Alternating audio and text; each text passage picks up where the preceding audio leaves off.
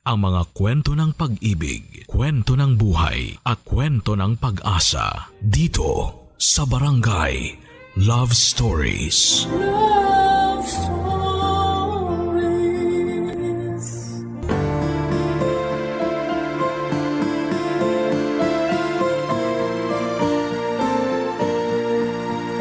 Sa mundong ito ay marami tayong pwedeng maging karibal o kakumpetensya. Kahit nga minsan ay hindi mo pa sinasadya. Ikaw kabarangay, meron ka bang naging kakumpetensya na umubos ng iyong pasensya? Dear Papa Dudut, ako nga pala si Duday, ang 30 karinderya queen ng Tondo. Sa pagmamayabang lang naman, sa karinderya ko, ang pinakamabenta sa lugar namin. Walang halong biro yan ha. Hindi lang ito dahil gusto kong magpa-advertise sa inyong radio station. Lahat ng kumakain sa karinderya ko ay palagi akong pinupuri, Papa Dudut. Napakasarap daw ng luto ko. Talo pa yung mga mamahaling resto na di aircon sa mall. Marami na akong suki na pabalik-balik. Kahit malayo pa ang lugar nila sa pwesto ko, Papa Dudut. At bata pa lamang ako ay inaral ko na nga ang mga putahing laging binibenta sa karinderya. Adobo, sinigang, ginisang ampalaya, afritada, maski na ang torta. Sa tulong ng lola ko ay nalaman ko ang pasikot-sikot sa pagkakarinderya. Pamana rin kasi sa akin ang karinderyang ito ng lola ko. At mula noong namatay siya ay pinangako ko sa sarili ko na sasukses pa rin po ito. Kahit na wala na siya. Na nagawa ko naman, Papa Dudut. Sa awa ng Diyos at sa suporta ng kapwa ko 30 best friend na si Mel, Papa Dudut.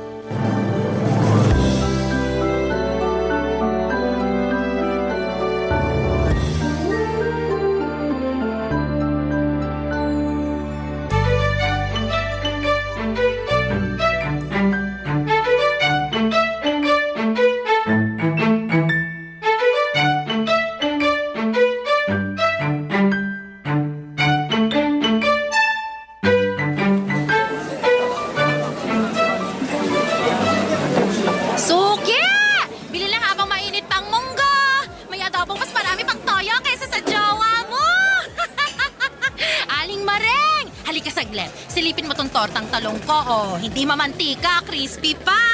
Pakaingay naman ng babaeng to. Hoy bakla, tigilan mo ako kung ayaw mong ibuhos ko sa batok mo tong sabaw ng sinigang ko, ha? Be naman, nangangasim na nga yung bato ko dahil sa init. Bubuhusan mo pa ng sinigang. Ay, gumilid ka nga. Natatakpan mo yung mga ulam ko. Ano ka ba? Kahit takpan ko itong mga benta mo, ang lakas pa rin ng amoy. Lalapitan pa rin ng customer. Bakit? Malinamnam bang amoy? Yes! Halatang pinasarap lang ng betchin. Charas! Sarapin kita dyan eh. Hindi ako gumagamit ng betchin, no? Alam ko namang ma-pride ka pagdating sa betchin.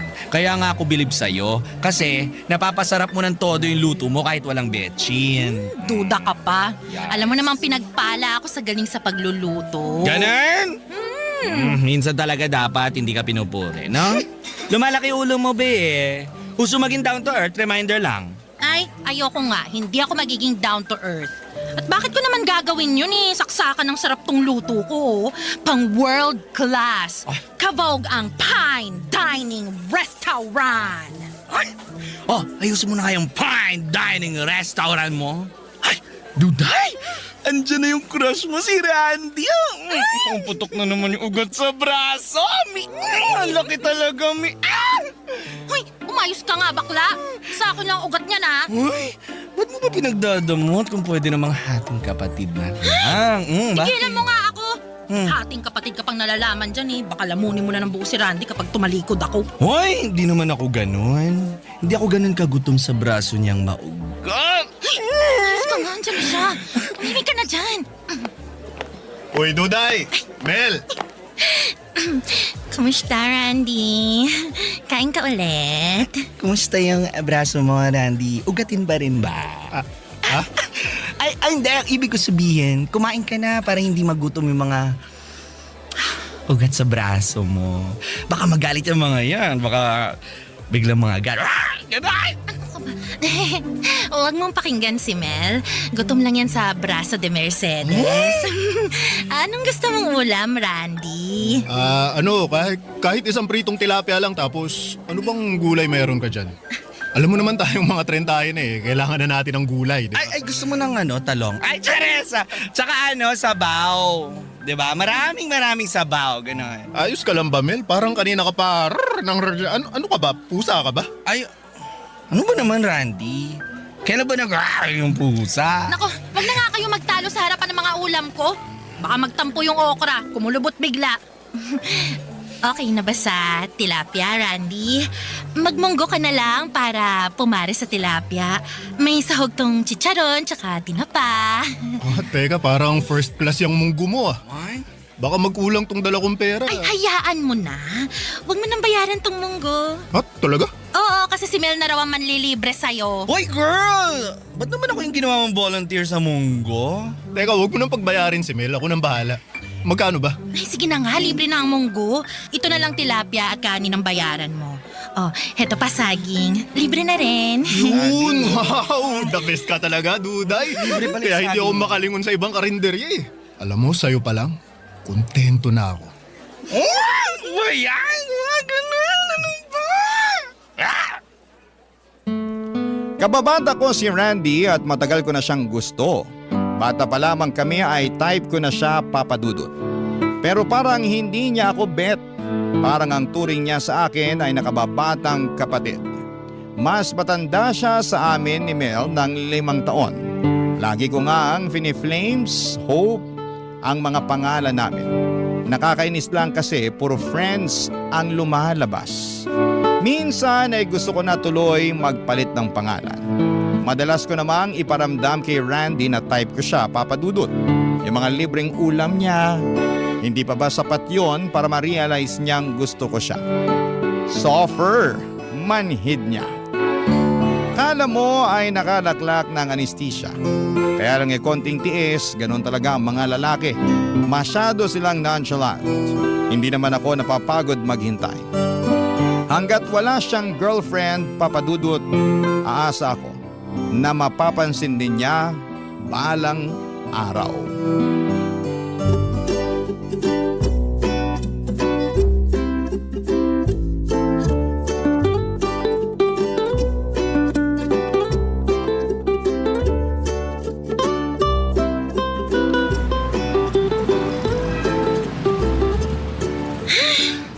Bakit kaya ang tumal ng benta ko? Di naman holiday. Pero bakit walang kumakain dito sa karinderya ko? Duday! Duday! Ito na yung katapusan mo, girl! Ano pinagsasasabi mo dyan? Wait lang para ako naipitan ng ugat sa tagiliran, Ari. Ay, nako. Ay, ganito na ba talaga pag tetrentahin na? Ang bilis maipitan ng ugat. Teka, breathe in. Walang breathe out, wait lang. Okay. Palabasin mo na kasi ang hininga mo. Ay, nako. Ano ba nangyari, Mel? Girl, katapusan mo na nga kasi. Sorry Anong katapusan? Anong katapusan? Iklaro mo. Ayan o, dyan sa kabilang kanto. May bagong bukas na karinderya. Kaya naman pala wala akong customer ngayon. Correct! Andun lahat. Kahit yung traidor na si Aling Maring, ini-enjoy yung mga tortang talong dun sa kabila. Kung makasubo ng talong, akala mo last day niya na. Kaya naman pala hindi makatingin si Aling Maring sa akin kanina nung napadaan siya rito eh. Inalok ko na lahat ng klaseng talong. Nako, ayaw pa rin. Manda talaga siya. Hindi na siya makakaulit ng libreng sabaw dito kapag bumili siya, bahala siya dyan. Malabo na siyang bumili ulit dito, no? Mukhang trip na trip niya dun sa karinderya sa kabilang kanto eh. Gusto mo silipin natin? O sige, silipin natin. O, paano tong karinderya ko, ha? Sino magbabantay? Girl, kailangan pa ba itong bantayan? Mukhang wala naman magkaka-interest dito na kawin yung mga ulam mo eh. Tumbak lang to, nakakasakit ka na ng loob, ha? Charis lang! Ikaw naman. Tara na kasi, sandali lang tayo. Para makita mo kung sino yung kakumpetensya mo. Sige na nga. Pero teka, isasara ko lang tong karinderya. Oh, go, go, go!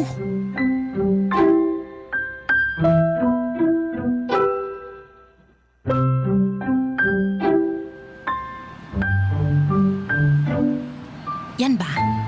Yan ba yung karinderyang tatalo sa akin? Sa garahe lang naman siya nakapwesto. Halatang mainit.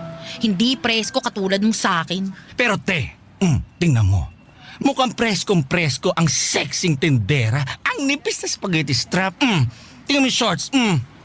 Di ba yung mga ganyang shirts ay ginagamit lang sa Boracay? Bakit yung ginagamit sa pagbebenta? Kaloka naman to. Girl, kaloka ba o inggit ka lang? Hoy, ba't naman ako maiinggit sa kanya?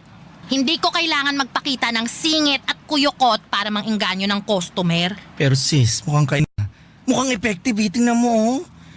Kung makatitig sa hita niya yung mga lalaking customer niya, naku, parang hindi na nila kailangan ng extra rice, oh. Busog na yung mga matay.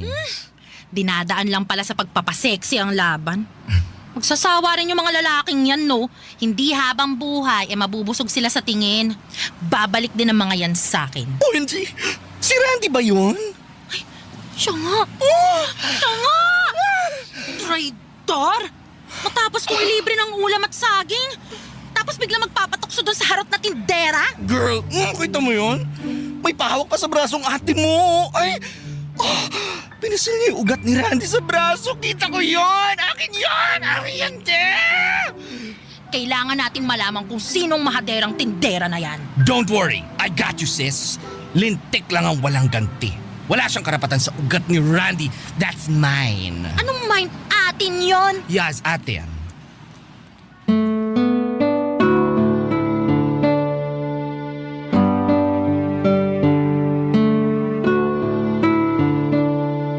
Halos siputukan ang mga ugat namin sa ulo ni Mel, Papa Dudut.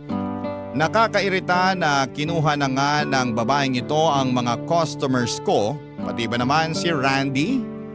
Pulang-pula ang mga mata ko habang pinagmamasdan kung paanong makatitig si Randy sa tenderang yon na akala mo ay isa siyang ulam na napakasarap.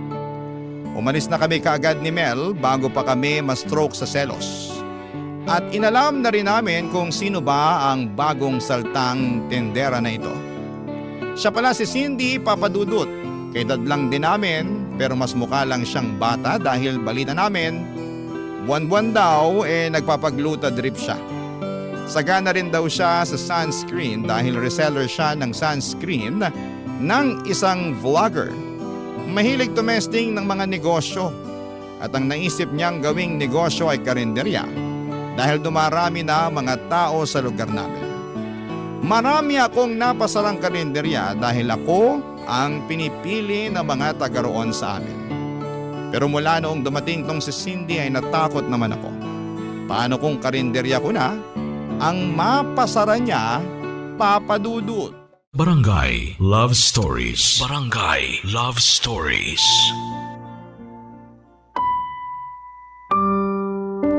Habang tumatagal ay nagiging matumal na ang benta ko sa karinderya. Dati ay konti na lang ang natitirang ulam sa pagsasara ko sa karinderya, pero mula nang nagbukas si Cindy ay ang dami kong ulam na hindi nabibenta. Ang ending ay kailangan ko tuloy ibenta kinabukasan para lamang hindi masayang. Minsan napapanisan na rin ako ng mga ulam. Lugi ang negosyo. Nakakainis talaga ang Cindy na yan. Lumipat na kasi sa karinderya ni Cindy ang mga dating parokyano ko at karamihan ay mga lalaki na walang ibang gusto kundi ang makita ang paspaghetti strap ng hitad na kakumpetensya ko.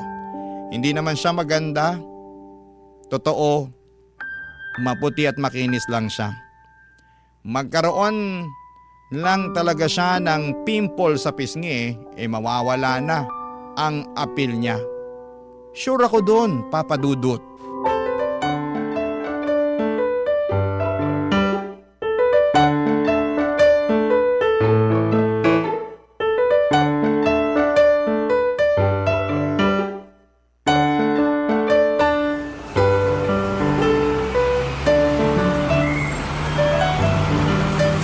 Mel, dalian mo! Teka, te, please lang. Hinahinay lang sa paglalakad. Marupok na yung tuhod ko. Dalian mo, bakla! Huwag mo na akong artehan dyan. Kailangan natin sugurin si Cindy habang kainitan ng mga benta niya.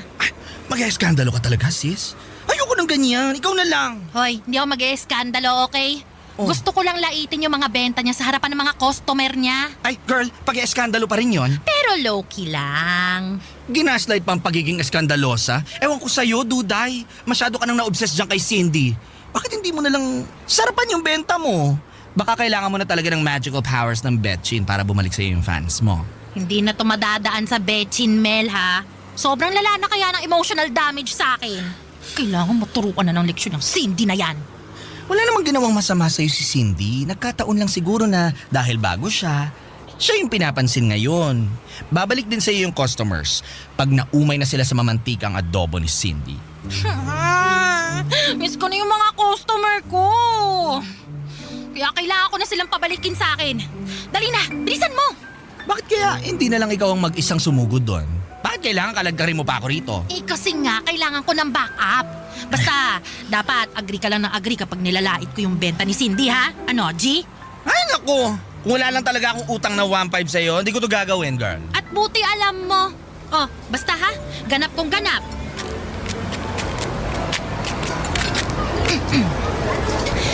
Hi!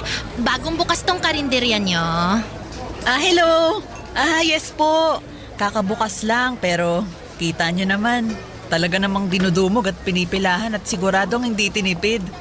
Hindi ka mabibitin at siguradong babalikan dahil pasok sa panlasa. Wow, para ako nanonood ng reels sa social media ng food vlogger. Maraming ang food vlogger ang pumupunta rito para lang i-vlog tong mga benta ko eh. Ay, kaya nga kami andito kasi food vlogger din kami. Talaga? Ah. OMG, go! Vlog lang kayo. Ano bang channel nyo? Secret muna. Malalaman mo na lang mamaya. Baka kasi masya ka sa dami ng followers ko eh. Is that true? Ay, exciting to ah. Teka, ito oh. Pinagmamalaki ko tong tortang giniling ko. Yan yung pinipilahan dito eh. Talaga ba? Asan na yung camera nyo?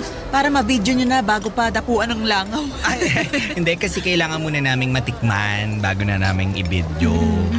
Para kung di masarap, di na kayo sasali sa content. Naku, ngayon palang i-video nyo na kasi sure akong masarap na masarap yan. Ay, Sige nga, tikman natin. Siguro marami kang imbak na mantika, no? Ha? Bakit? Eh kasi, parang pinalangoy at binabad mo sa mantika tong tortang giniling eh. Tsaka bakit ganon? Parang di naman lasang tortang giniling to. Ewan ha. Pero parang ilang beses mo lang ginamit tong mantika mo sa iba't ibang prito. Lasang tuyo nga to eh. Ang kati sa dila. teka, patikim nga ako. Hindi naman tuyo na lasahan ko, pero lasang sinigang. Ba't ang asim? Ay, alam mo, nalasahan ko rin yung asim. Pero hindi asim ng sinigang eh. Parang parang asim ng panis na ulam. Ay, girl! Ano ba to? Bakit mo kami pinapakain ng panis, ha? Poser ka, no? Naku, ipopost ko pa to. I-record ko. Para sabihin ko sa inyo bagong luto yan ha. Kaninang umaga ko lang prinito yan. Ano? Kaninang umaga lang ba? Pero bakit parang last week pa? Oo nga. At saka girl, may mga murang mantika naman eh. Bili ka na lang kaysa sa nagre-recycle ka ng mantika. Excuse me? Lakas mambintang ha? Bakit? Nakita mo na ba ang kusina ko para sabihin na paulit-ulit ako sa mantika ko, ha? Hindi ko na kailangan makita ang kusina mo. Lasa pa lang nitong torta mo eh. Alam ko ng isang buwan bago ka magpalit ng mantika. Tara na nga, Mel. Hindi ka na. Hindi deserve ng 5-star review tong karinderya ng babaeng to. Tsaka! Gigil na gigil si Cindy habang patuloy ang pagsatsat ko sa benta niya, papadudot. Napapatingin na rin ang mga customer niya at parang nag-aalinlangan na sa mga binili niyang ulam. Mabuti na lamang at wala roon ang mga nakakakilala sa akin na customers ko. Kaya malakas ang loob kong tarayan si Cindy dahil wala siyang malalaman tungkol sa akin. Kampante ako ni after nung ginawa kong eksena ay dadayuhin na muli ang karinderya ko. Pero nagkamali ako, papadudot. Mas lalong tumumal ang benta ko. Masama ang loob kong nilagyan ng betchin ang ulam ko. Kahit na tipong nagkandahilo-hilo na ako sa pagtikim ng ulam na may betchin. Mahina kasi ako sa betchin pero tiniis ko yon para mahatak ulit ang customers ko. Pero walang nangyari.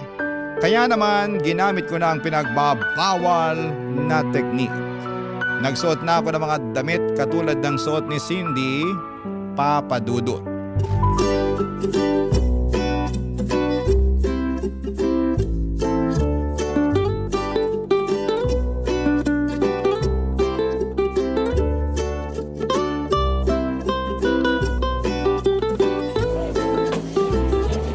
Ay, taray pare! Nagpakita ka na rin sa wakas ng skin.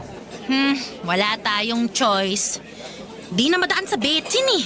Baka kailangan ko na talagang magladlad ng skin. Hindi ko alam, medyo mataba pala yung braso mo, no? Hindi ko alam, medyo bastos ka rin ano? Ay, nanibago lang naman ako. Kasi sanay ako sa'yo na laging long sleeves ang suot. Bakit? Naman. Di ba bagay? Ay, bagay naman. Pero iwas mo na sa extra rice, girl, ha? Bumabakat sa damit mo yung bilbil mo. Chares! Alam mo, hindi na charis yan eh. Ay, oo naman. Kumabig lang ako ng joke sa dulo para hindi ka masaktan, gano'n. So ano, magpapalit na ba ako? Sa sinabi mo, feeling ko tuloy baka mas lalo akong makataboy ng customers eh. Ay, okay na yan, sis. Laman tiyan ka pa rin naman. Tsaka perfect ang makeup mo today. Pula ng blush on, no? Kasing pula ng tusinong benta mo. Taray. Malis ka na nga! Panira ka ng araw eh! Okay, sis. Tawagan mo na lang ako later. Kapag may ulam kang hindi mabebenta, ha? Willing akong saluhin. Mag-stomach in na lang kaya ako. Para hindi masyadong lumitaw yung bilbil ko.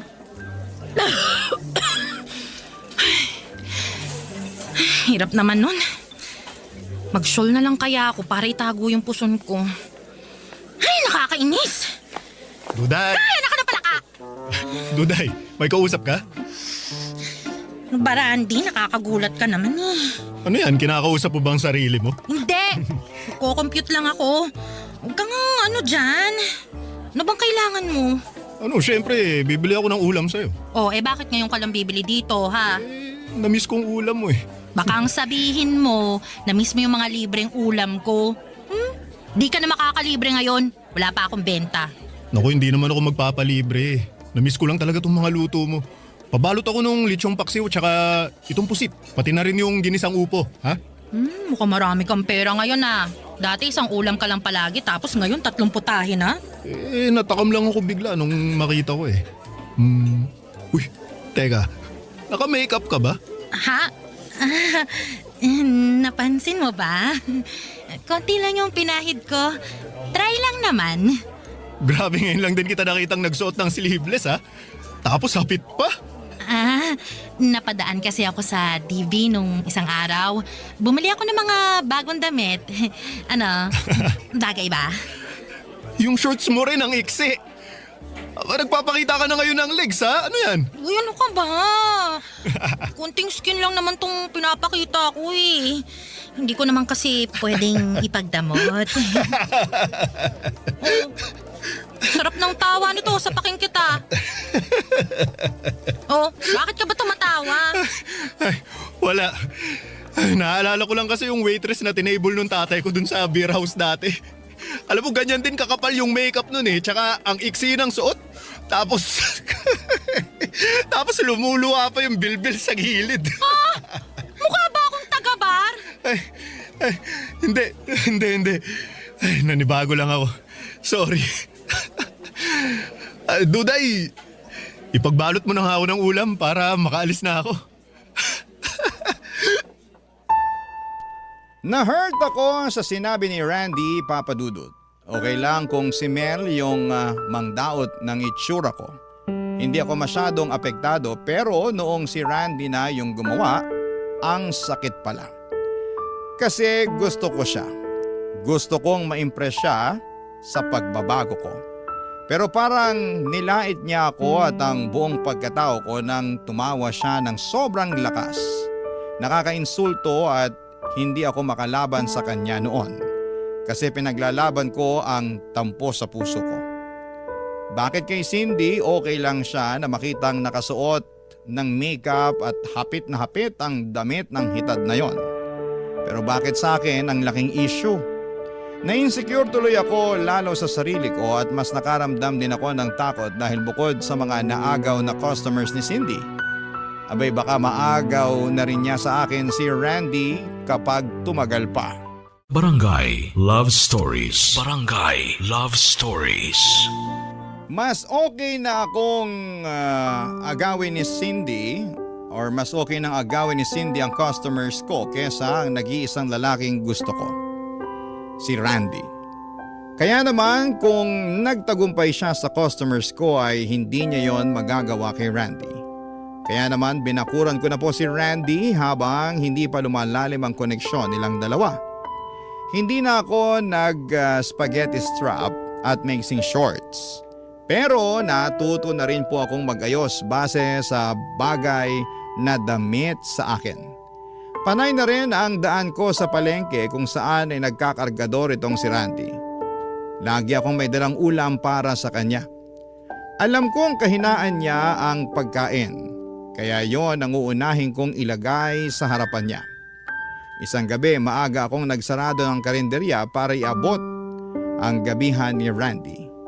Inaabangan ko siya kung saan siya madalas tumatambay pagkatapos ng trabaho niya, Papa Dudut.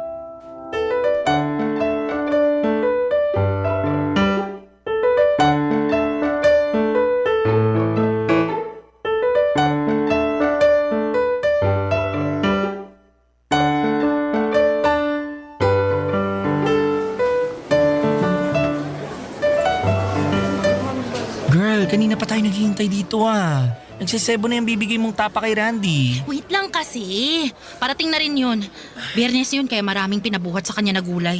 Ay, nako, gutom na ako. Alam mo, pumunta ka na lang sa bahay mamaya. Kunin mo lahat ng ulam na gusto mo. Basta, shut up ka lang dyan. Ha? Yeah. Ay, si Cindy yun, di ba? Saan? Ay, siya nga. Hindi ako pwede magkamali sa suot niyang spaghetti strap. Grabe, no? Ay, Barbie arms. Tingnan mo yung braso, ang payat. Ano naman ang point mo dyan? Baka gusto mong iuntog kita sa biceps ko. Psst, huwag ka maingay. Mukhang palapit dito. Hi! Nandito pala yung mga peking vlogger. Hi! Andito rin pala yung peke ang puti. Glutadrip pa more. Wow! May stalker pala ako. Inggit ka lang kasi ako may pang-gluta. Eh ikaw? Hindi ko kailangan ng gluta kasi proud morena ako. Ah, morena ka pala. Akala ko kasi libag lang yan. Mel! Ay! Sorry sis, ang benta kasi nung sinabi niya. Ang benta ng sinabi ko, no? Mas mabenta pa kaysa mga benta sa karinderya mo, Duday. Wow! Sino ngayon ang stalker, ha? Kilala mo ako bigla? I'm flattered. Well, mula nung siniraan mo ang mga luto ko, inalam ko na rin kung sino ka. Reyna ka pala ng betchin eh. Gumagamit lang ako ng betchin para kalabanin ka. Oh, sobrang triggered ka ba sa akin, girl? Ah, dapat lang, no? Ako na ngayon ang reyna ng karinderya sa atin. Kaya wag ka nang lumaban, nakakaawa ka lang. Hoy! Ako pa rin ang reyna ng karinderya, no? Bago ka dumating, trono ko na yon. Baka nakakalimutan mo. Napapalitan ng reyna kapag humihina na. Ito na nga, oh. Unang attack ko palang bagsak ka na. Spaghetti strap lang ang laban, pero nilangaw na bigla ang mga ulam mo. Kawawa ka naman, oh. Sobra ka na, ha? Kabago-bago mo lang umasta, pero... Ulak ka! Napakagaspang ng kamay mo! Walang paras pa! Ganon na! Sasapunutan ko sa babae! Diyos ko, ano ba tunay? Tama na!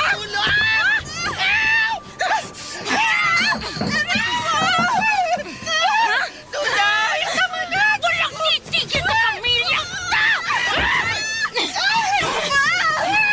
Hoy! Duday! Cindy!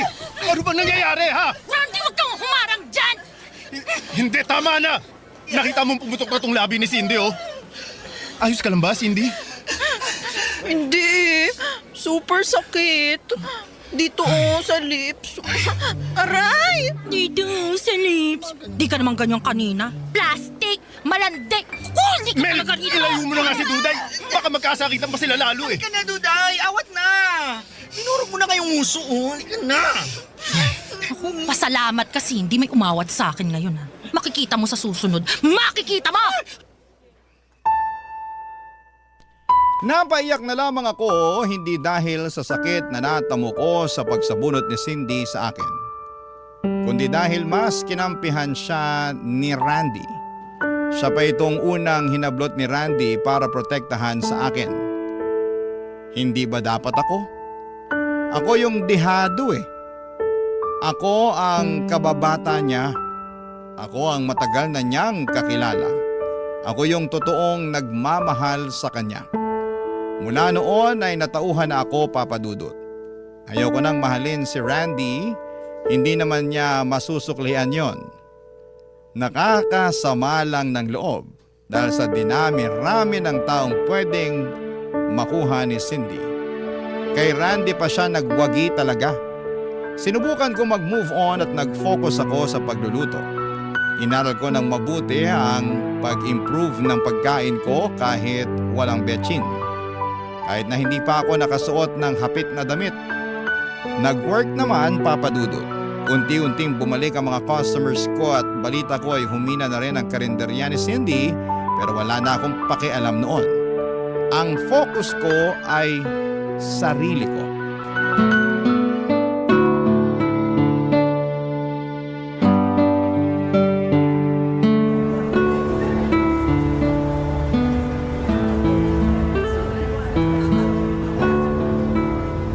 Konti na lang tong natirang adobong sitaw. Ha?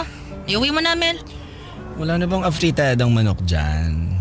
Ay, naku pa kasi kinag-crave yun eh. Wala na. Ubus na. Bawi ka na lang bukas. Ay, grabe ah. Lumakas ulit benta mo. Tsaka parang mas mabenta ka na ngayon kaysa noon.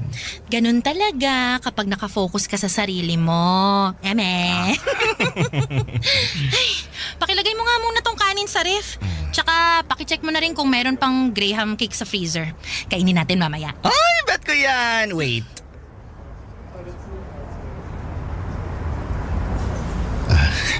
Hi, Duday. Sarado ng karinderya ko. Bumalik ka na lang sa Cindy mo. Ay, galit ka pa rin ba? Isang buwan mo na akong iniiwasan. In-unfriend mo pa ako sa social media. Bakit? Deserve mo naman eh. After mong kampihan sa Cindy kaysa sa akin, ano sa tingin mo? Gusto pa kita maging friend sa social media? Sige na naman, Duday. Huwag ka nang magtampo. Eto, may dala akong ulam para sa'yo. Oh, Para kang tanga. Dadalhan mo ako ng ulam mula sa ibang karinderya? binili ko yan kay Cindy. Hindi ka pa rin talaga tapos sa pananakit sa akin, ano? Talagang dinala mo pa rito yung ulam ng hitad na yon? Huwag ka munang magalit kasi. Tikman mo muna. Mas gusto ko pang tumikim ng lason kesa dyan sa mamantikang ulam niya. Ayun na nga mamantika talaga ang mga benta niya kasi kailangan niyang ulit-ulitin yung mga benta niya sa loob ng isang linggo. Alam mo naman na nakakatagal ng buhay ng ulam kapag lumalangoy sa mantika yung pagkain, di ba? Akin na nga yan. Titikman ko. Ano ba to? Ba't ganito yung lasa? Matabang na nga, alam mong luma pa. Oh, sabi ko naman sa'yo wala talagang tatalo sa mga ulam mo, Duday. Walang tatalo pero doon ka kumakain sa kanya. Mas plastic ka pa sa plastic labo. Eto na naman tayo Ito na, magpapaliwanag na ako kung bakit ako laging nandun. Ako yung tagahatid ng gulay at karne para kay Cindy. Kinontrata niya ako, malaki yung bayad niya Libre pa ang pagkain mula umaga hanggang tanghali. Kaya yun, syempre, pinatos ko na. Sayang din naman yung kita, no? Ang dami mo naman pwedeng gawing racket dyan ah. Pero bakit sa bruhang yun pa? Aminin mo, type mo lang talaga siya Hoy, hindi ko siya type. Alam mo namang ayoko sa mga babaeng halos lilitaw na lahat ng ililitaw sa katawan Ayoko sa mga masyadong ma-makeup. Sinungaling. Ay nako. Alam mo kung ayaw mong maniwala, hindi naman kita pipilitin. Pero sana maintindihan mo na kailangan ko rin ng pera. Kailangan kong makaipon kaya ako nagtrabaho sa kanya. Bakit pa bigla ka naging mukhang pera ha? Dati naman sapat na sa'yo kung magkano man yung kinikita mo dyan sa pagkakargador mo sa palengke. Tsaka sa pag-extra-extra mo bilang delivery boy. Ano kasi, gusto kong makaipon para hindi naman nakakahiya sa'yo kapag inaya kitang lumabas. Gusto mo akong ayain lumabas? Naku, dati pa. Hindi lang ako makadiskarte kasi nahihiya ako Mas marami kang pera sa akin, may sarili kang negosyo, strong at saka independent woman ka. Ano ba naman ako, di ba? Kaya syempre gusto ko na may patunayan sa'yo bago ako lalapit para manligaw. Teka. Ano? Gusto mong manligaw sa akin? Oo, Duday. Kaya nga ako nandito Kasi may sapat na akong ipon para hindi naman nakakahiyang lumabas tayo. Para may mabili ako para sa'yo kapag nagturo ka na ng mga gusto mo kapag namasyal na tayo. Sinungaling ka. Hindi yan true eh. Si Cindy talaga yung type mo, di ba? Ay nako, ayaw pa rin maniwala. Duday, ikaw ang gusto ko. Pwede ba tayong lumabas at kumain sa fine dining restaurant?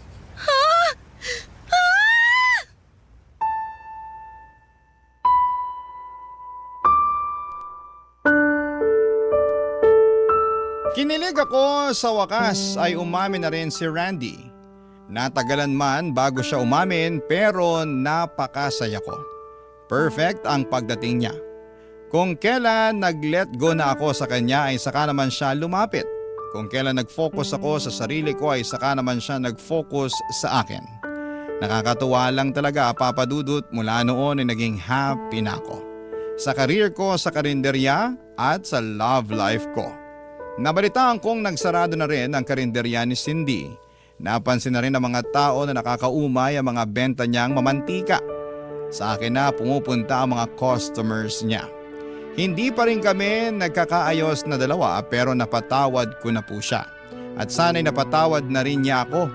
Maraming salamat po sa pagbasa ng aking liham. Ang inyong kapuso at kabarangay forever, Duday. Uy, kabarangay! Agree ka ba sa ending ng ating barangay love stories na ito? I-share mo na ang feelings mo sa ating comment section.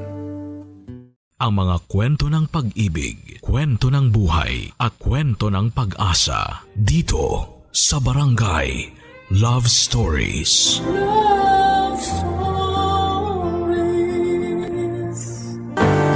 May iba sa atin na hindi ipinanganak na mayaman.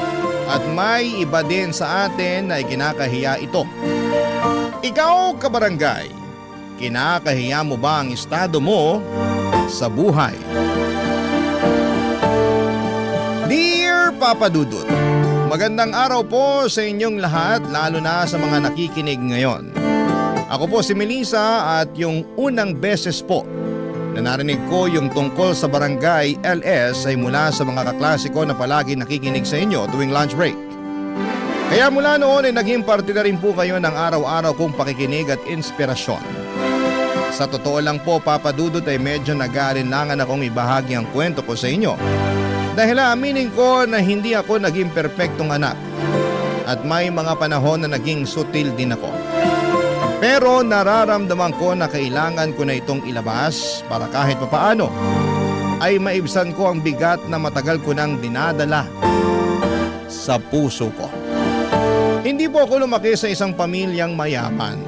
Ang papa ko ay isang construction worker habang ang mama ko naman ay isang selbidora sa isang maliit na kainan.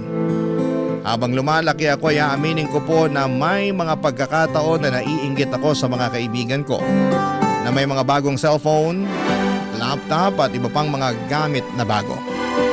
Samantalang ako ay lagi akong nagtitiis sa mga second hand na gamit dahil mas kailangan namin ng pera para sa pang-araw-araw na pagkain at para ayusin ang mga sirang bahagi ng maliit naming bahay.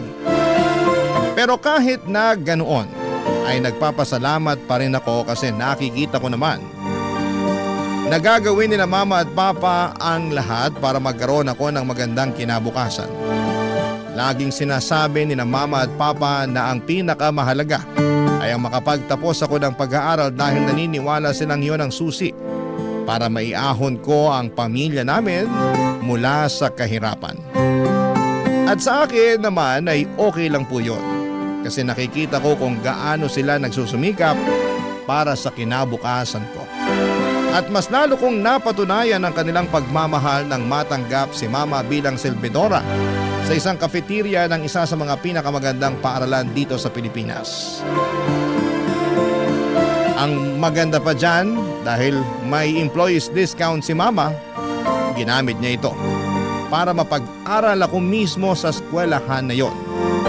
At sa totoo lang ay sobrang saya ko noon dahil buong buhay ko ay nasa public school lamang ako. At para sa unang pagkakataon ay mararanasan ko ang buhay bilang estudyante sa isang private school. Isang bagong yugto na puno ng pag-asa at pangarap. Pero aminin ko po na medyo naiilang talaga ako noon. Kasi karamihan sa mga estudyante sa school na yon ay mga galing sa mayayamang pamilya. Pero noong first day ko sa school ay nakilala ko si Benson.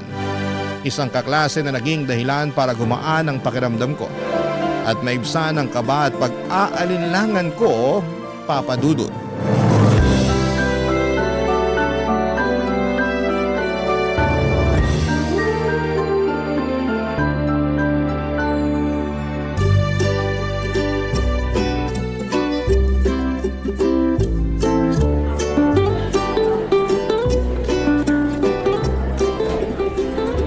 Kuya!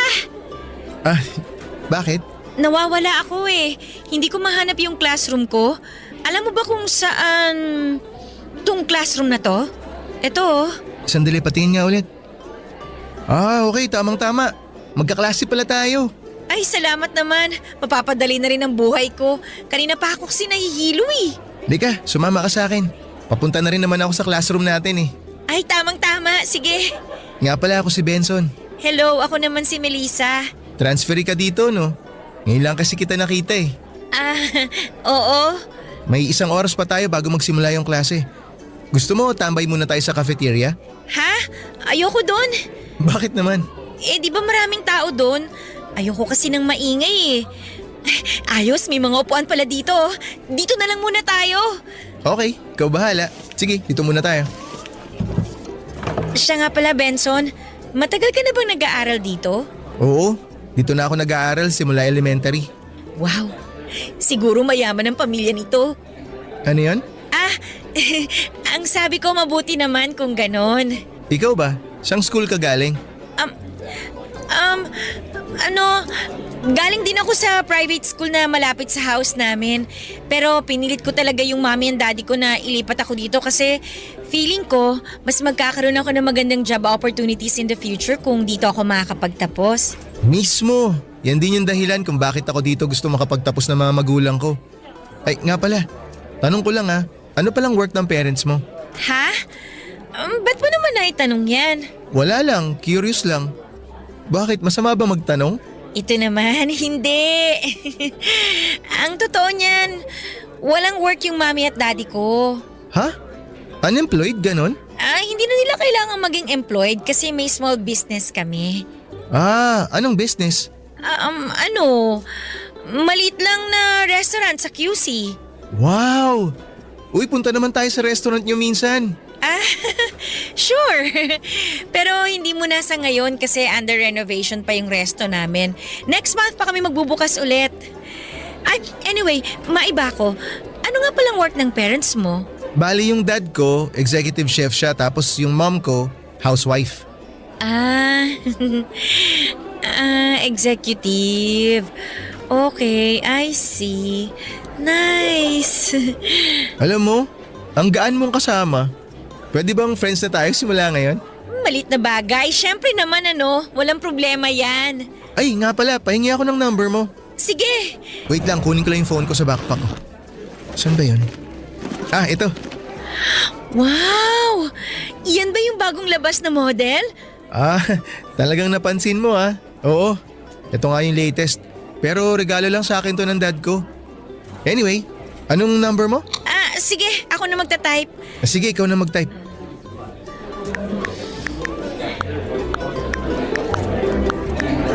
Eto na yung phone mo. Thank you ah. Tawagan ko yung cellphone mo para ma-save mo yung number ko. Wag! Ha?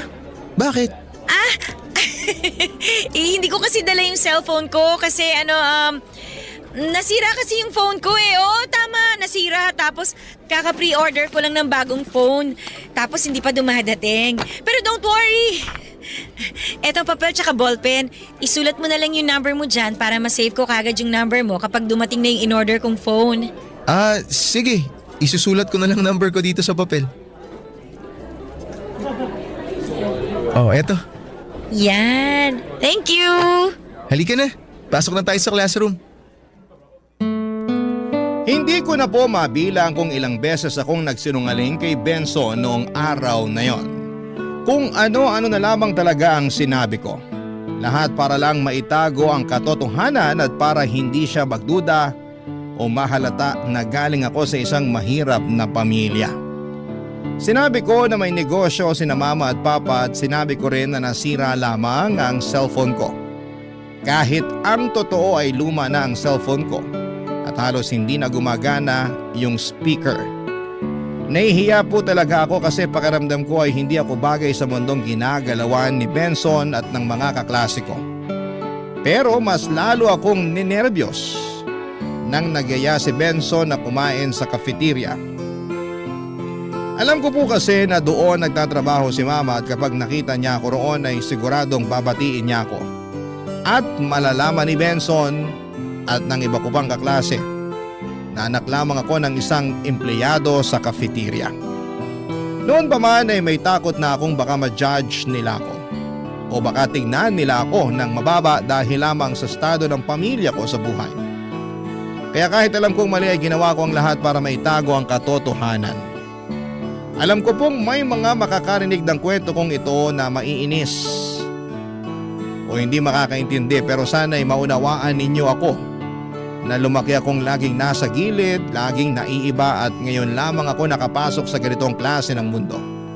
Kaya kahit minsan lang ay gusto ko sanang maramdaman na belong ako, na hindi ako naiiba at kaya kong makipagsabayan sa mga sosyal na mga estudyante. At nung nakapasok na kami ni Benson sa classroom namin ay mas lalo pa akong kinain ng insecurities ko. Sa harapan kasi namin may nakaupo na isang napakagandang babae. Ang kinis ng kutis, ang buhok ay halatang bagong ribbon.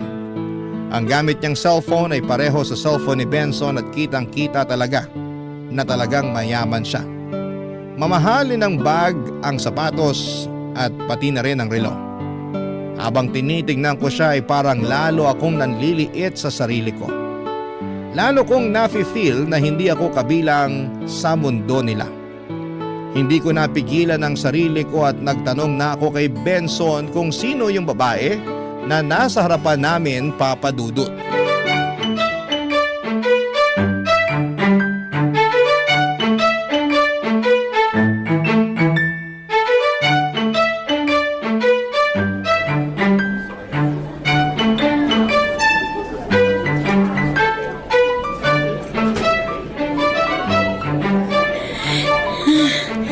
Ang lamig. Uy, okay ka lang ba? Ba't namumutla ka dyan? Paano ba naman kasi ang lamig-lamig ng aircon dito? Ha? Talaga ba? Okay lang naman yung temperature ng aircon sakto lang. Bakit? Di ka ba sanay sa aircon? Ito talaga, patawa. Siyempre sanay ako doon, no? Duh. Pero, ano kasi, feeling ko lalagnatin ako. Kaya eto, mabilis akong giniginaw. Ah, okay. Siya nga pala, Benson. May itatanong ako sa'yo. Ano yun? Sino siya? Sino? Ayan o, yung babaeng nasa harap natin.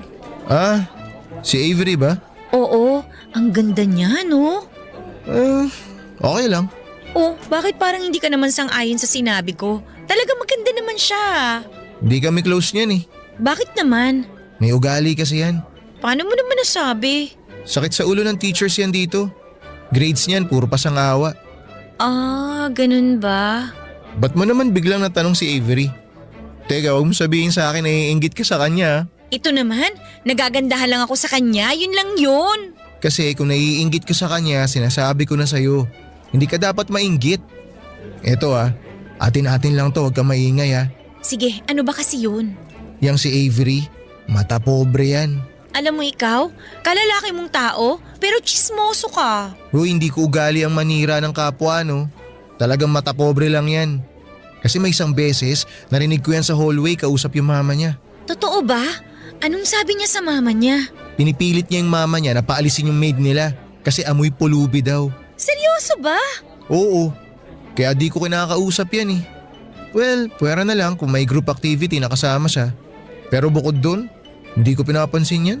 Kala ko nga magkaibigan kayo niyan Paano mo naman nasabi na magkaibigan kami ni Avery? Pareho kasi kayong mukhang mayaman at pareho din kayong, Parehong ano? parehong may tsura. So sa tingin mo gwapo ako? Alam mo ikaw, feeling ka rin no? Inulit ko lang naman yung sinabi mo Oo na, inaamin ko. Nagugwapuhan ako sa'yo. Oh, happy ka na? Okay ka na? Mabuti naman kung ganun because the feeling is mutual. Ha? Anong ibig mong sabihin? Nagagandahan ako sa'yo. Talaga ba? Oo. Thank you Nga pala, sabay ka na sa akin mag-lunch mamaya Ha? Saan naman tayo kakain? Eto talaga. Saan pa? Di syempre sa cafeteria. Busog pa kasi ako ikaw na lang. Alam ko na yung ginagawa mo. Ha? Anong ibig mong sabihin? Alam ko na marami sa inyo mga babae panayan diet ngayon. Di ko nga alam kung ba't gustong gusto nyong pumayat Ano ba goal nyo maging ting-ting? Pero maniwala ka sa akin. Mas lalo mo lang ikapapahamak yan. Kaya sige na, sabayan mo na ako sa cafeteria mamaya. Oo, diet, tama. Benson, pasensya ka na ha. Pero wala talaga ako sa mood para mag-lunch Dito na siguro muna ako sa classroom. Tapos balikan mo na lang ako pag tapos ka ng kumain. Sige na nga. Mukhang wala naman ako magagawa Pero sigurado kang okay ka lang Oo, ayos lang ako. Huwag mo akong isipin. Noong araw na yon ay buong puso ko talagang tinanggihan ang alok ni Benson na mag-lunch kami sa cafeteria.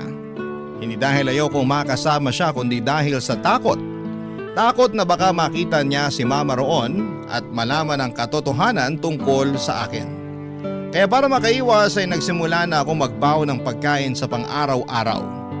Pero hindi tulad ng mga sosyal kong kaklase na may mga packed meals mula sa bahay o nagpapadeliver pa ng food mula sa mga mamahaling resto. Nagtitiis lamang po ako sa mga mumurahing pagkain. Minsan sardinas at minsan naman ay noodles. At dahil ayokong mapansin o ma-judge ng iba, sa loob ng CR ako palaging kumakain. Oo, sa loob ng CR. Doon ako nagtitiis araw-araw tuwing lunch break. Habang sila ay nagtatawanan sa cafeteria, sa bawat subo ko ng baon kong galing sa lata ay ramdam ko ang lungkot at pagkahiya. At habang tumatagal ay napapansin na rin ni Benson na palagi akong nawawala tuwing lunch. Paulit-ulit niya akong tinatanong kung saan ako kumakain pero gaya ng nakasanayan ko ay nagsisinungaling na naman ako. Sabi ko ay sa labas ako kumakain. Kunwari lumalabas ako para mag-lunch sa malapit na restaurant. At sa tingin ko ay naniniwala naman siya sa lahat ng sinasabi ko. Pero sa totoo lang habang tumatagal ay unti-unti na rin akong kinakain ng konsensya ko. Sobrang bait ni Benson sa akin. Palagi niya akong kinakausap, tinutulungan sa mga schoolworks at kahit minsan ay hindi ko siya naramdamang hinuhusgahan ako. Kaya naman talagang nakokonsensya ako kay Benson kasi wala na akong ibang ginawa papadudot kung hindi ang magsinungaling sa kanya at itago sa kanya ang tunay na kalagayan ko. Barangay Love Stories. Barangay Love Stories. Lumipas ang mga buwan at dumating din yung araw na inamin na ni Benson na may gusto siya sa akin. Aaminin ko po halos malaglag ang puso ko sa sobrang kilig. Parang hindi ako makapaniwala na ang gwapo, matalino, mabait at mayaman na lalaki ay magkakagusto pa pala sa isang katulad kong simpleng babae na galing sa pamilyang salat sa yaman. Sa totoo lang po noong mga panahong yon ay pakiramdam ko ay parang ako yung bida sa isang fairy tale na hindi ko naman inakalang mangyayari sa tunay na buhay. Ako yung tipikal na damsel in distress na biglang pinansin ng prinsipeng nakatira sa isang malaki na kastilyo. At dahil si ate mong marupok ay kilig na kilig ay hindi na ako nagpaligoy-ligoy pa. Napa-oo agad ako kay Benson. At opisyal na naging kami. Simula noon ay halos araw-araw ay puno ng kilig at lambing ang mundo ko. Napaka-sweet niya, napaka-gentleman at wala siyang araw na pinapalampas para iparamdam sa akin na espesyal ako. Palagi niyang sinasabi na maganda ako, na proud siya sa akin at swerte siya sa akin. Kahit ako mismo ay hindi ko yun madalas maramdaman sa sarili ko. Pero sa kabila ng lahat ng pagmamahal at kabutihan ni Benson, hindi pa rin naging sapat yon para maging totoo ako sa kanya. Sa halip na ipagtapat ko ang tunay na kalagayan ko sa buhay, ay mas pinili ko magpatuloy sa pagpapanggap. Patuloy kong pinapalabas na galing ako sa pamilyang may kaya, na kaya kong sumabay sa lifestyle niya at ng mga kaibigan niya. Hindi ko alam kung dahil ba sa takot o dahil ayokong mawala yung magandang imahe na meron siya sa akin. Maging si Mama ay nagtataka na kung bakit hindi niya ako nakikita sa cafeteria. Ilang beses niya akong tinatanong kung okay lamang ba ako, pero palagi kong sinasabi na busy ako sa mga school projects kaya hindi ako nakakadaan sa cafeteria. Pero ang totoo ay iniiwasan ko talaga siya kasi baka sa isang iglap ay mabunyag ang lahat ng sekreto ko. Hanggang isang araw ay pinilit na talaga ako ni Benson na samahan siyang kumain sa cafeteria. Wala na akong lusot at wala na rin akong ibang dahilan na maisip pa. At habang papalapit kami sa pinto ng cafeteria, pakiramdam ko ay parang unti-unting bumabagal ang paligid. Doon ko talaga naramdaman ang bigat ng lahat ng kasinungalingan ko. Yung kaba na parang sasabog ang dibdib ko. Dahil alam kong sa oras na makita ako ni Mama at matawag ako ng anak ay wala na akong matatakbuhan. Alam kong oras na lang ang binibilang bago tuluyang mabasag ang perpektong imahe na ipinakita ko kay Benson Papadudut.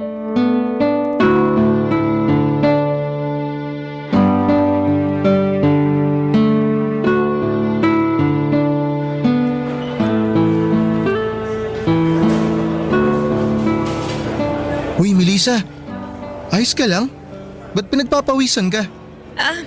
Huwag mo akong intindihin. Okay lang ako. Halika na. Benson, ikaw nang umorder ng pagkain natin, ha? Samahan mo ako para makapili ka ng gusto mong kainin. Ay naku, wag na. Ikaw nang bahala. Maghahanap na lang ako ng mauupuan natin. Sige na nga, hanap ka muna ng mauupuan natin. Bili lang ako sandali balik ako agad. Sige. Pambihirang buhay to, oo. Muntika na ako dun Diyos me, Melissa, ano ba kasi itong pinasok mo?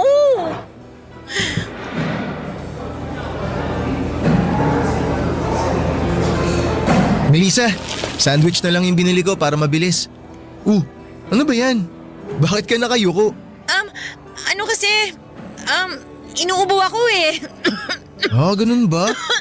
Kawawa naman pala yung baby ko. Che, ewan ko sa'yo, kumain na nga lang tayo. Ba't parang ang sensitive mo, hindi ka na mabiro. Sandali lang, si Avery ba yun?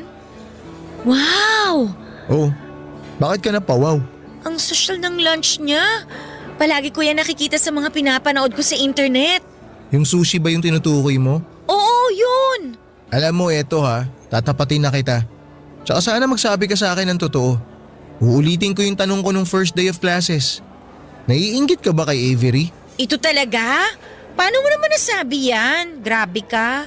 Kasi palagi mo siyang nababanggit from time to time Tapos palagi mo ring napapansin yung mga gamit at kinakain niya. Alam mo, naiintindihan ko naman kung bakit maiinggit ka kay Avery. Kasi sino ba naman ang hindi maiinggit sa isang babae na maganda at sobrang yaman? 'Di ba? Pero ano? Talagang napapangitan at nasusuka kasi ako sa ugali ng babaeng yan Kaya kung ako sa'yo, hindi ako maiinggit dyan. Huwag mo gawing role model yan. Sobrang judgmental mo. Hindi ako judgmental. Ilang taon na kaya kami magkaklase niyan. Kaya alam na alam ko kung paano umasta yan. At sinasabi ko sa'yo, hindi mo dapat hinahangaan yan. Ay, sana talaga dumating yung araw na kakaibiganin niya ako. Isa pa yan. Ilang buwan ka nang pumapasok dito Pero ni minsan, hindi man lang siya nag-abala na kausapin ka. 'Di ba? Baka naman nahihiya lang yung tao. Ay, change topic na nga lang tayo. Nga pala, siguro panahon na para mag-isip tayo ng call sign. Call sign? Oo, yung tawagan nating dalawa. 'Di ba? Sige na nga. Anong call sign ba yung gusto mo? Ewan, babe o baby na lang siguro? Ano sa tingin mo? Baduy nito. Gamit na yan eh. Mine na lang kaya? Napaka-jeje mo nito. Wala na akong maisip eh. Pero kung okay lang sa'yo, mahal na lang kaya? Classic! Sige na nga, okay na rin sa akin yan. Yan. I love you, mahal. I love you too, mahal. Ay nga pala, mahal. Bago ko makalimutan. Kailan magbubukas yung family business nyo? Ha? Family business? Yung restaurant nyo sa QC? Oo. Wala, under renovation pa rin eh. Pero kapag nagbukas na kayo ulit, sabihan mo ako para makadalaw man lang ako. Sure. Pero bakit sa restaurant pa namin? Ang dami-dami namang restaurants dyan. Siyempre, gusto ko rin naman suportahan yung family business nyo kahit papano. Hay nako, wag na. Kasi baka malasin lang yung restaurant namin pag dumalaw ka pa. Ganun ah. Oh, kit-kit ng aray! pisngi mo talaga Ang sakit ng Sarap kurot mo, kurutin. Hinding-hindi talaga nagkulang si Benson sa akin bilang boyfriend.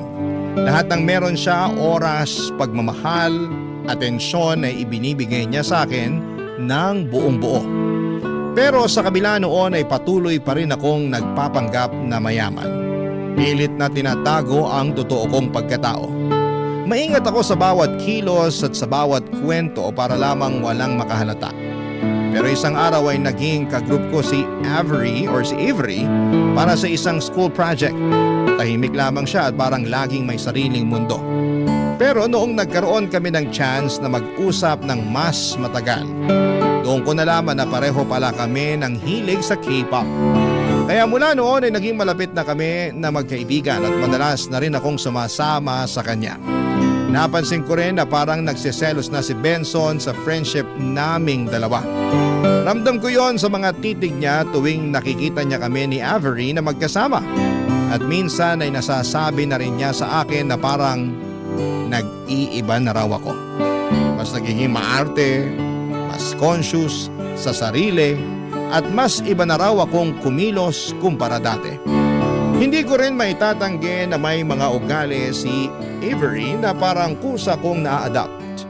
Yung paraan niya ng pananamit, pagsasalita, pati yung standards niya sa mga bagay-bagay. Siguro kasi gusto ko ring ma-feel na belong ako sa mundong ginagalawan niya.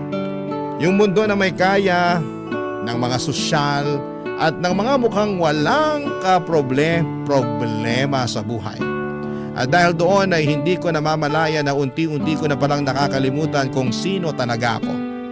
At mas lumala lang ang lahat ng isang araw ay sabay kaming pumasok ni Avery sa cafeteria. Pagkakuha niya ng food sa tray ay nakita niyang may patay na lamok sa pagkain niya, Papa Dudut. Bigla siyang nandiri at sinigawan ni Avery ang mga staff sa cafeteria ng mga oras na yon.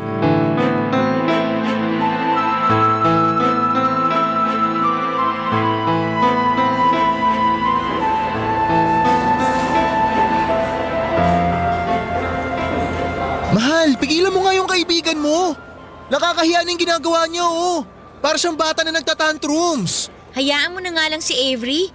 Valid din naman yung nararamdaman niya eh. Ikaw naman kaya makakita ng patay na lamok sa pagkain mo. Siyempre mandidiri at magagalit ka rin naman, di ba? Napaka-arte naman niya. Pwede naman niyang itapon yung pagkain, di ba? Ba't hindi na lang siya humingi ng bago? Hayaan mo na. Muntik niya nang masubo eh, kaya ayan. Mahal, kawawa naman yung ali na sinisigawan ni Avery. Awatin mo yung kaibigan mo ron. Pigilan mo siya. Ay nako, ayoko nang madamay pa dyan no. Halika, lumabas muna tayo.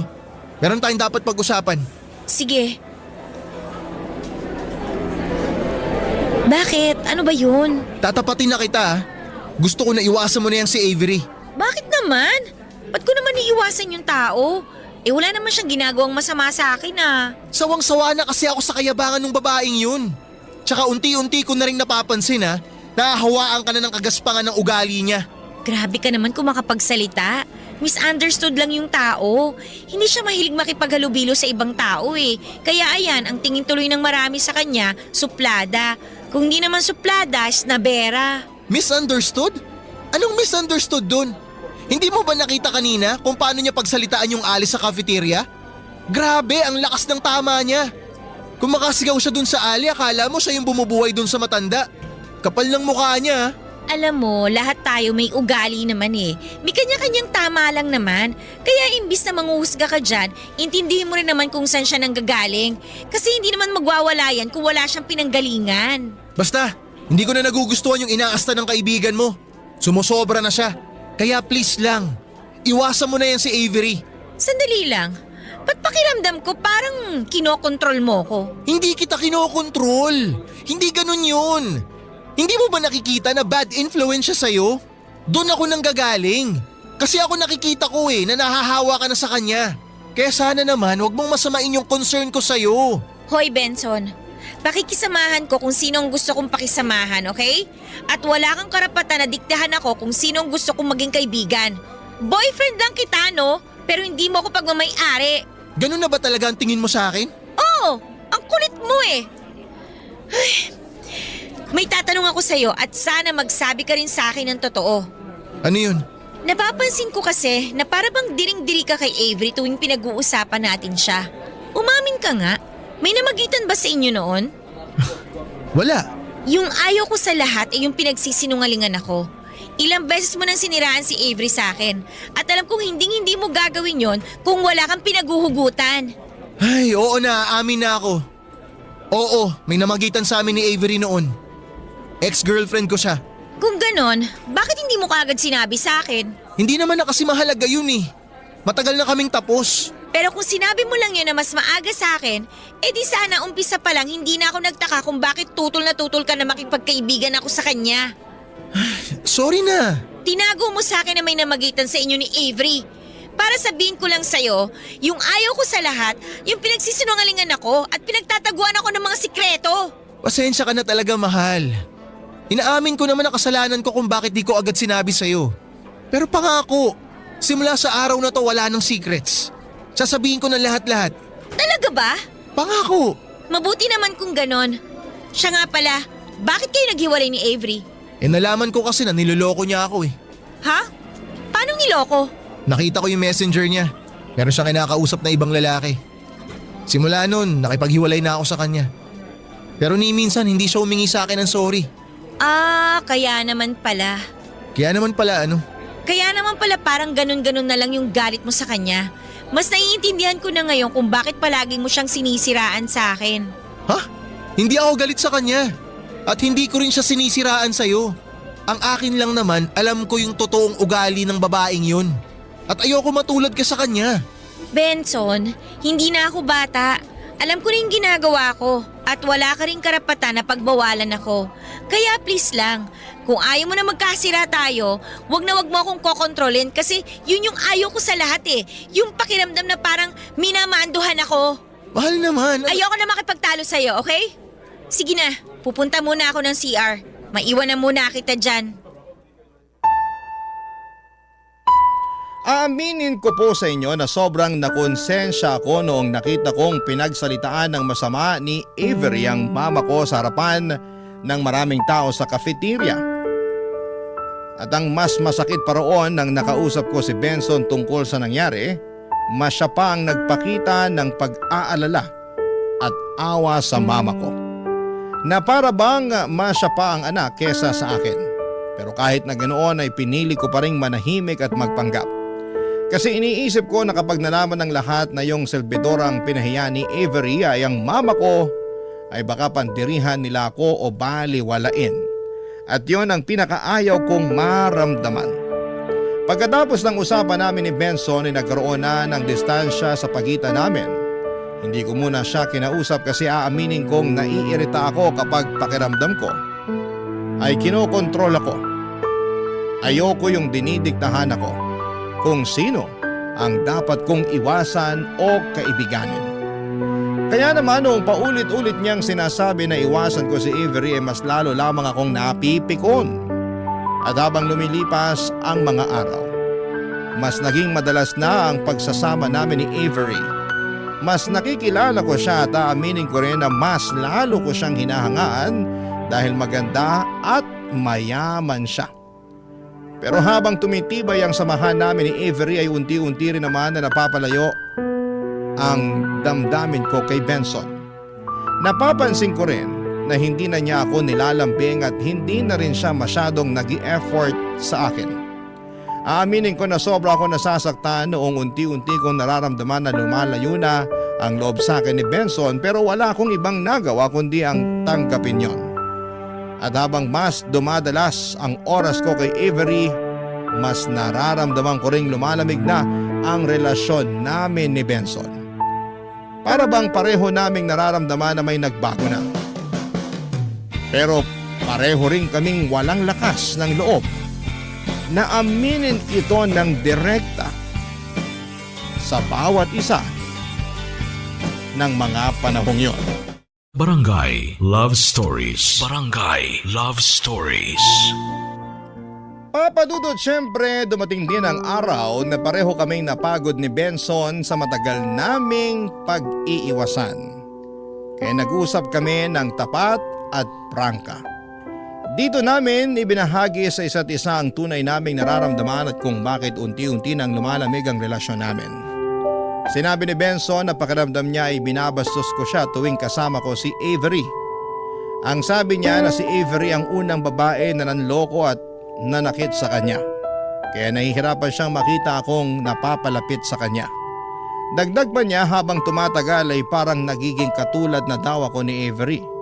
Mas nagiging maarte, mas naging conscious sa sarili at nawawala na raw yung simpleng Melissa na nakilala at minahal niya noon. At sa totoo lang, papadudot ay nasaktan ako sa mga sinabi niya. Hindi alam ni Benson yung mga pinagdaanan ko sa buhay at kung gaano kami kasalat sa pera at hindi ko makakamit ang pagkakataong makapag-aral sa private school kung hindi dahil sa trabaho ni Mama bilang selbidora at sa discount na natatanggap niya. At sa totoo lang ay ang mga oras na kasama ko si Avery, ang mga sandaling nakakalimutan ko ang hirap ng buhay. Tuwing kasama ko si Avery, pakiramdam ko ay bilong na bilong ako sa mga babaeng hinahangaan sa school namin dahil may kaya sila. Kaya naman sinabi ko kay Benson na kung hindi niya kayang tanggapin na masaya ako sa friendship namin ni Avery at kung palagi niya akong pipigilan at ipaparamdam na mali ako sa mga desisyon ko sa buhay, siguro ay panahon na para maghiwalay muna kami.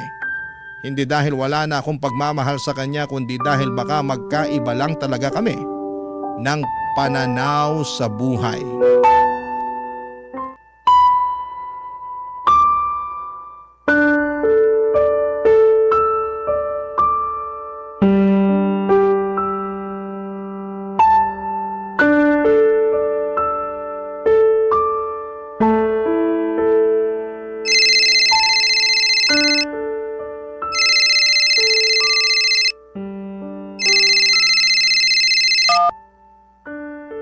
Oh, Benson, kumusta ka? Okay lang naman. Ikaw, kumusta ka? Okay lang ako.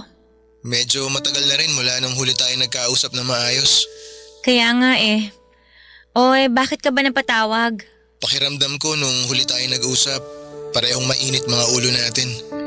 Pero ngayon, gusto ko na sanang linawin kung ano ba talaga ang meron tayo. Ang totoo niyan, matagal ko nang gustong pag-usapan yan.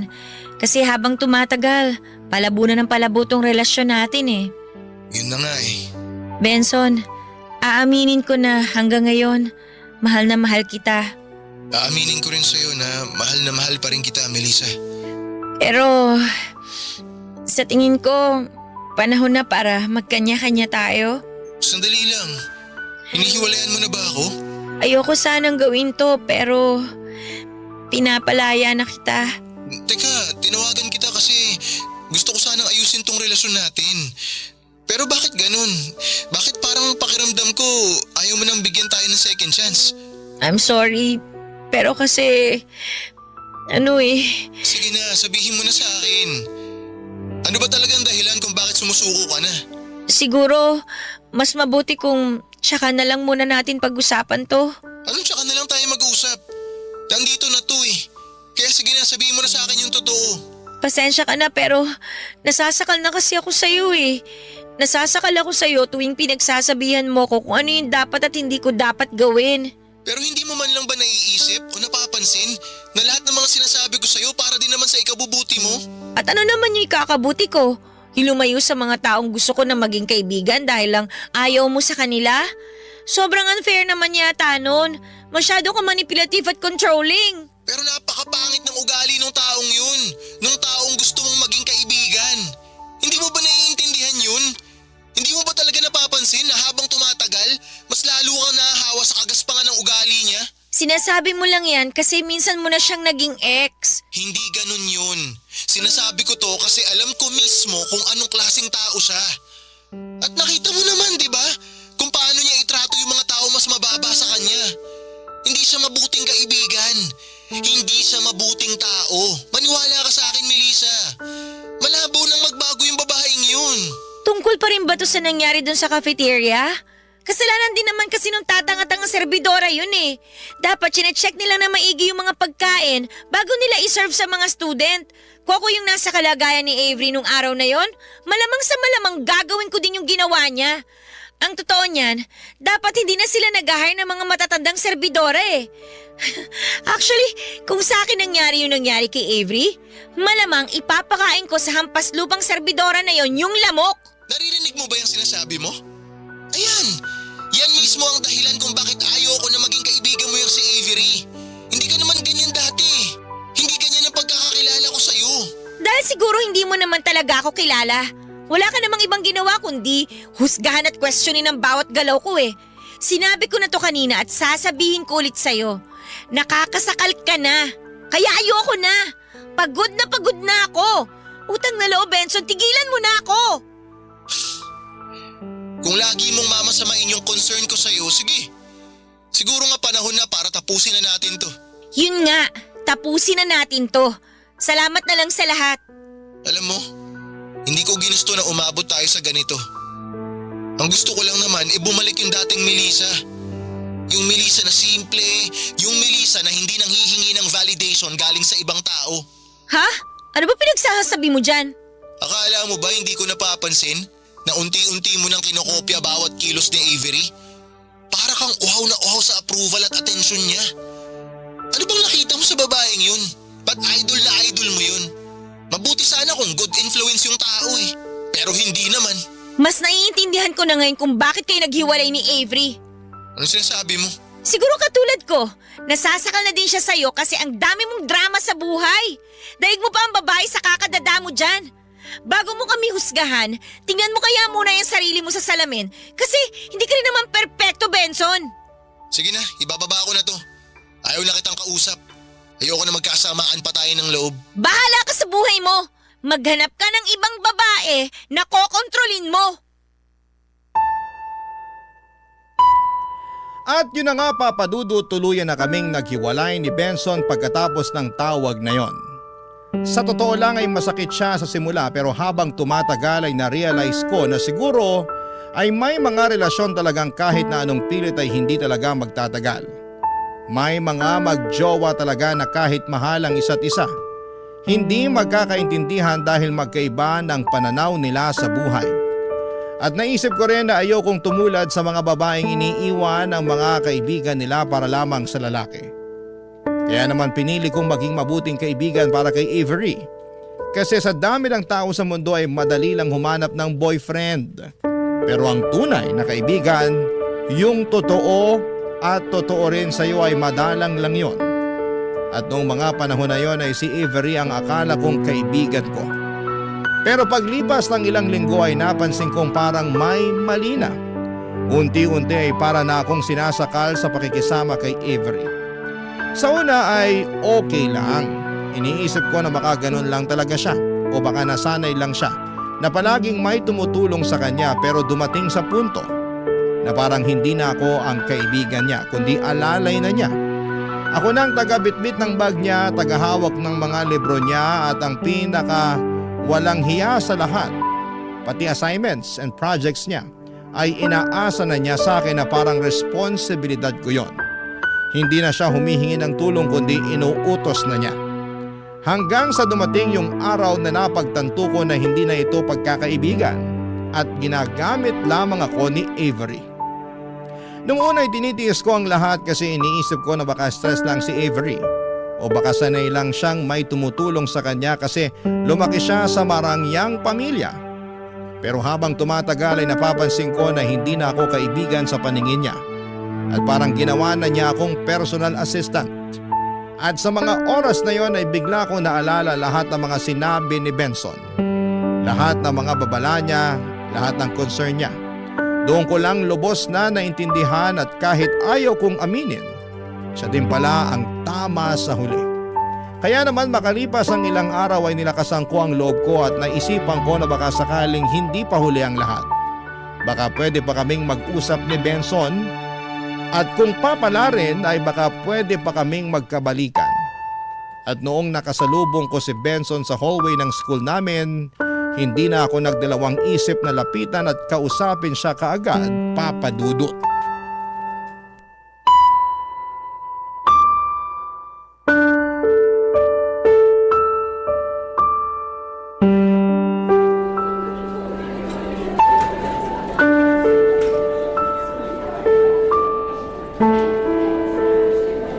Benson! Sandali lang! Oh, ba't mo ako kinakausap?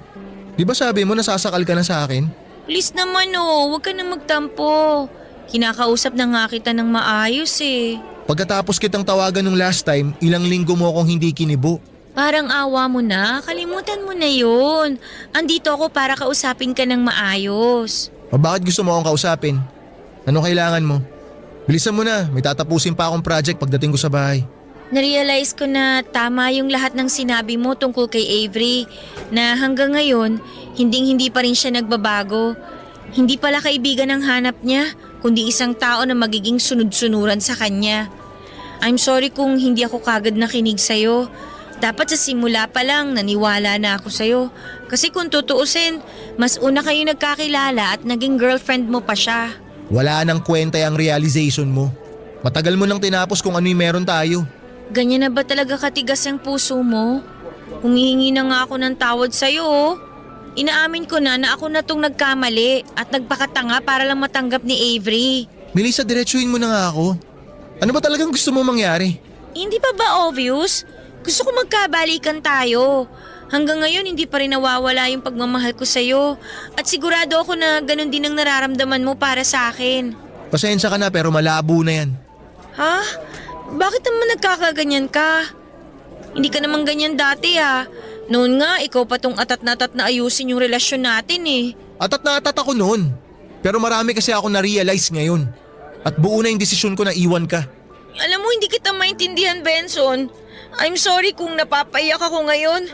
Pero hindi ko lang talaga kasi maintindihan kung saan ka nang gagaling eh.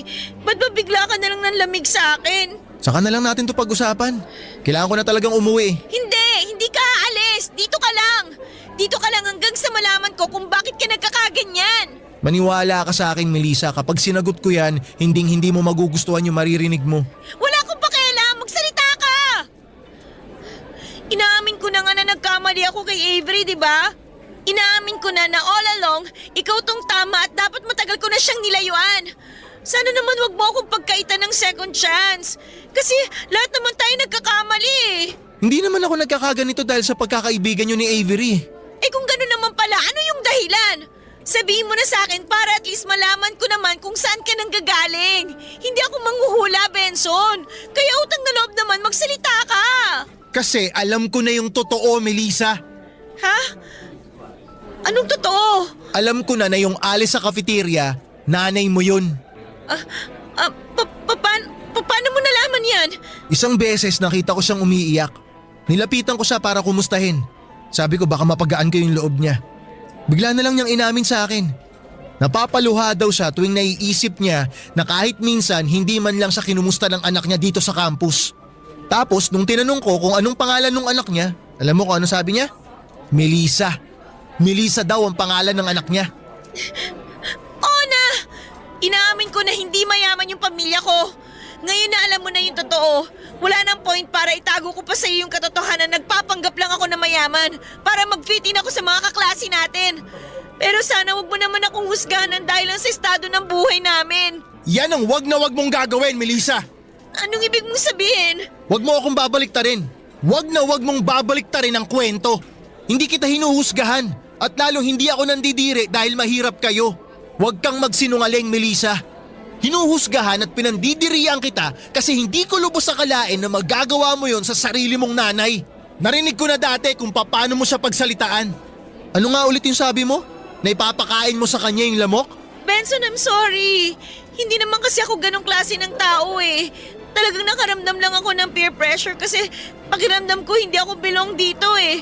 Kaya ako lang nagawa yun dahil gusto ko maramdaman na hindi ako salat sa buhay. Pero hindi sapat na dahilan yon para bastusin at pagsalitaan mo yung mama mo.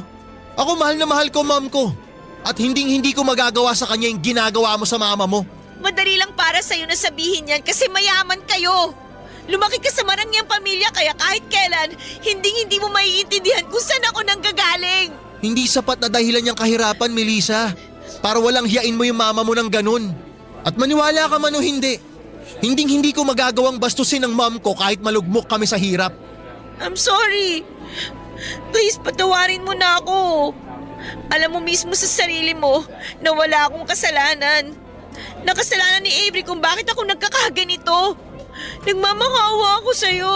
Sana naman bigyan mo pa ng second chance ang relasyon natin. Siguro nga naging bad influence si Avery sa'yo. Pero hindi ka na bata, Melissa. Alam mo na ang tama't mali. At sa mga nalaman ko at mga pinakita mo sa akin, mas lalo mo lang pinatunayan na dapat na kitang layuan. Benson! Benson, sandali lang!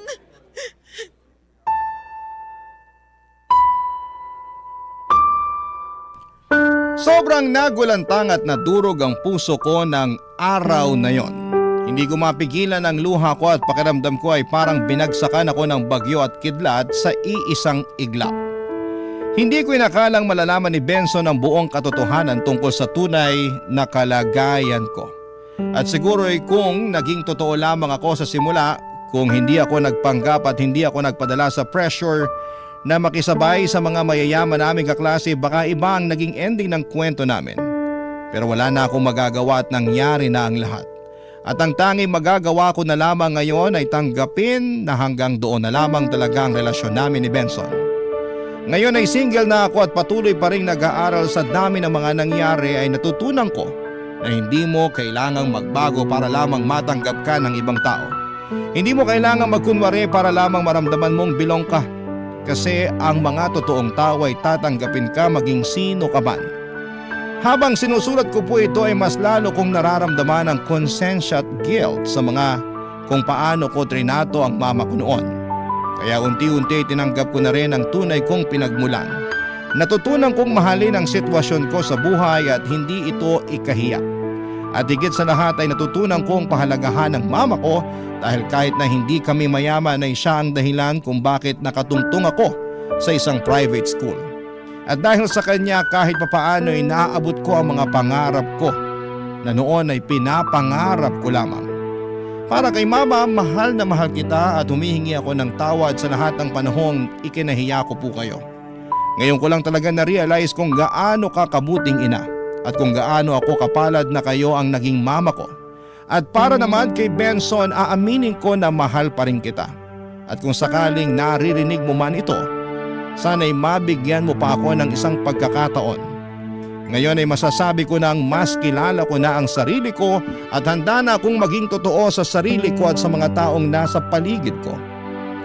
Maraming salamat po sa inyo, Papa Dudut, at sa Barangay LS sa pagbibigay ng pagkakataong maibahagi ko ang kwento ko. Sana po ay may napulot kayong aral sa mga pinagdaanan ko, and God bless. Para kay Benson, sana dumating ang pagkakataon na muli tayong magkita. Ang inyong forever kapuso at kabarangay, Melissa. Ako, gigil na gigil talaga ako sa nangyayari sa kwento natin. O ikaw, kabarangay, kumukulo rin ba dugo mo? Pwede kang mag-iwan ng comment sa ating comment section.